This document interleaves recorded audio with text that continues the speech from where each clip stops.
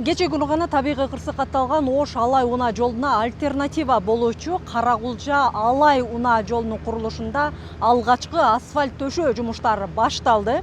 Ылайтала Сары Булак Гүлчө багытындагы унаа жолдун жалпы узундугу 55 чакырымды түзөт. Мунун 30 чакырымын быйыл жыл соңуна чейин бүткөрүү пландалууда. Ал эми жолдун курулушуна мамлекет башчы Садыр Жапаровдун турукташтыруу фондунан каражат бөлүнгөн.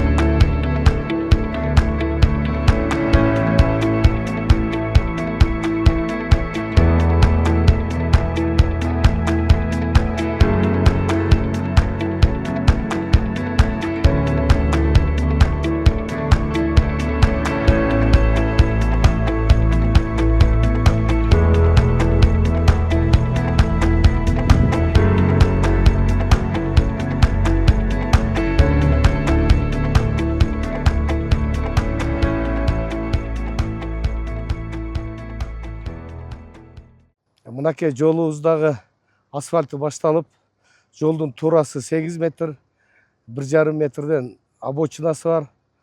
Асфальттын калыңдыгы 9 сантиметр, биринчи слою. Экинчи слою 6 сантиметр болуп басылат. Жалпы 15 болот.